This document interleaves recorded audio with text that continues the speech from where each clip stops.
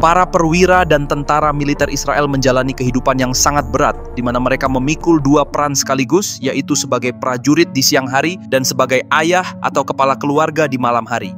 Pada siang hari, mereka harus berada di garis depan medan perang, mengendarai tank, membawa senjata, dan menghadapi ancaman mematikan. Dan ketika matahari terbenam, seharusnya mereka kembali ke rumah untuk bertemu istri dan anak-anak mereka. Sayangnya, tidak jarang sebagian dari tentara IDF itu bukannya pulang ke rumah, tetapi memilih berlindung di bukit atau lokasi yang aman karena situasi yang masih penuh dengan bahaya. Bahkan, tidak sedikit dari mereka yang tidak pernah kembali karena mati di medan pertempuran.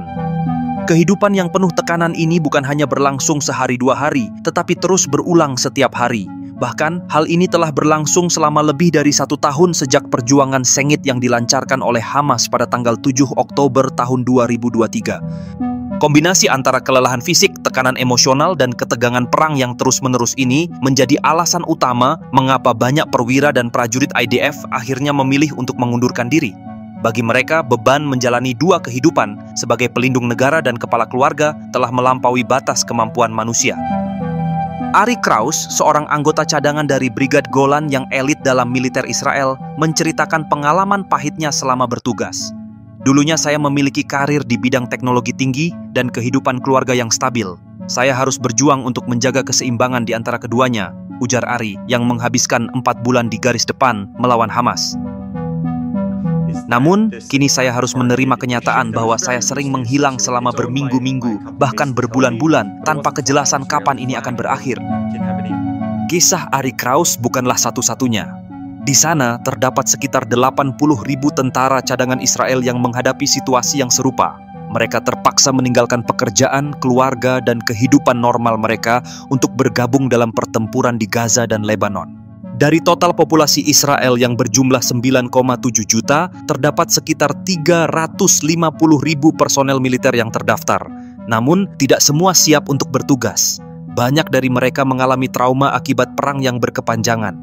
Beberapa bahkan memilih tidak hadir di medan perang dan justru mencari terapi individu kepada psikolog untuk mengatasi rasa takut serta trauma yang membekas.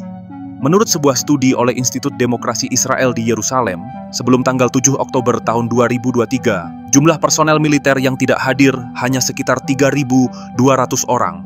Namun, situasi berubah drastis setelah peristiwa tersebut. Pada periode antara Oktober hingga Desember tahun 2023 saja, rata-rata sekitar 130.000 personel militer per bulan yang tidak hadir. Sebagian besar dari mereka bahkan tidak muncul sama sekali untuk bertugas. Selain itu, situasi ini juga berdampak pada minat warga Israel untuk mendaftar menjadi tentara, di mana jumlah pendaftaran terus menurun, mencerminkan tingkat kelelahan dan tekanan psikologis yang dirasakan oleh penduduk Israel akibat konflik yang tak kunjung usai. Dilema ini adalah kenyataan kita sejak lama, tetapi perang ini sangat ekstrem, ujar Ari Kraus. Ari mengungkapkan bahwa selama bertugas di Gaza, ia hampir tidak memiliki waktu untuk makan atau tidur. Sementara itu, istrinya yang berada di rumah hanya bisa berkata, "Dia berjuang untuk anak-anak kami." Sejak pertengahan tahun 2024, militer Israel tengah menghadapi tekanan besar. Lebih dari 500 perwira berpangkat mayor dan ribuan prajurit militer mengundurkan diri di tengah perang yang sedang berkecamuk di Gaza melawan perlawanan dari Hamas. Alasan utama di balik gelombang pengunduran diri ini adalah kelelahan akibat tekanan perang berkepanjangan, ketimpangan gaji, serta kurangnya penghargaan atas kontribusi mereka dibandingkan dengan prajurit sukarelawan yang menerima bonus dan dukungan moral dari keluarga mereka. Para petinggi militer memperingatkan bahwa hal ini bisa menjadi ancaman serius bagi keamanan Israel. Bahkan, berdasarkan tren saat ini, diproyeksikan bahwa jumlah perwira dan prajurit yang mengundurkan diri akan terus bertambah pada tahun 2025. Krisis ini kian kompleks karena Israel tidak hanya menghadapi konflik di Gaza, tetapi juga ketegangan di Suriah. Di Gaza, perjuangan sengit dari Hamas terus berlanjut tanpa henti, menciptakan tekanan besar pada angkatan bersenjata IDF. Sementara itu, di Suriah, Israel menghadapi ancaman baru dari aliansi strategis antara Korea Utara dan Rusia yang dapat memicu eskalasi serangan balasan dari Iran melalui kelompok-kelompok proksi seperti Hizbullah. Situasi ini menempatkan Israel dalam situasi genting karena menghadapi tekanan besar di dua front yang berbeda. Di satu sisi, perang berkepanjangan di Gaza memakan sumber daya militer yang signifikan. Di sisi lain, potensi ancaman di Suriah memaksa Israel untuk terus memperkuat pertahanan di kawasan itu. Dan semua ini terjadi di tengah mundurnya ratusan perwira yang sangat penting. Untuk mengatasi masalah ini, Israel telah memanggil ratusan ribu pasukan cadangannya untuk diterjunkan ke dalam perang di Gaza. Namun, ternyata para tentara IDF tidak menerima gaji atau pembayaran yang setara dengan upah minimum di negara Zionis tersebut. Karenanya, Kementerian Pertahanan dan Keuangan Israel mengumumkan kenaikan gaji untuk tentara wajib IDF.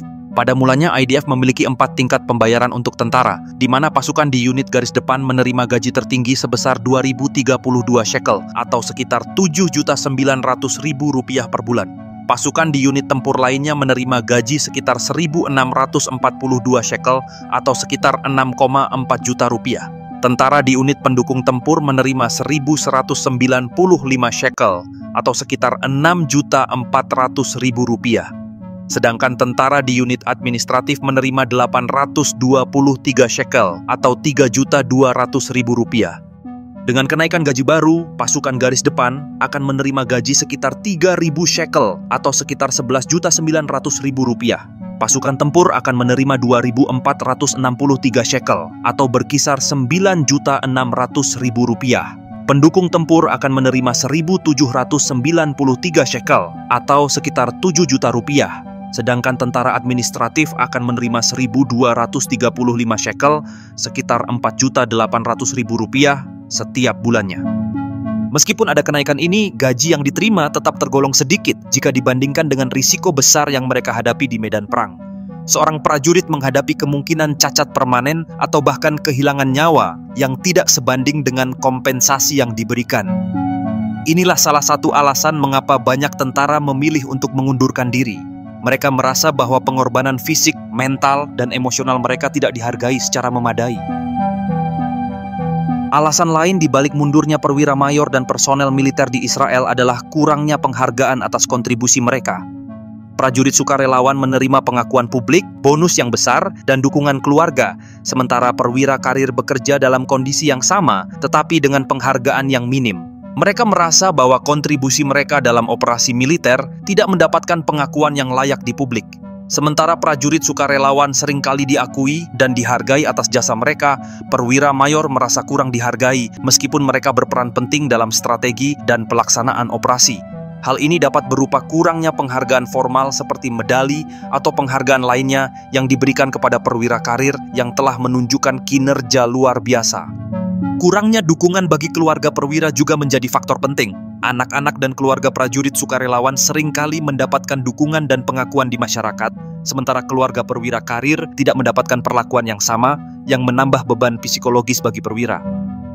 Mayor adalah pangkat perwira menengah dalam militer, setingkat di atas kapten dan di bawah letnan kolonel. Tugas mayor adalah kepemimpinan dan komando, di mana mayor sering memimpin unit seperti batalion atau setara, bertanggung jawab atas perencanaan, koordinasi, dan pelaksanaan operasi militer. Dengan peran strategis yang begitu penting, mundurnya 500 perwira berpangkat mayor dari militer Israel menjadi pukulan berat bagi kekuatan pertahanan negara tersebut. Dalam situasi di mana Israel perlu bergerak di berbagai front, mundurnya para mayor ini menjadi krisis yang sangat menyakitkan dan berpotensi membahayakan keamanan mereka.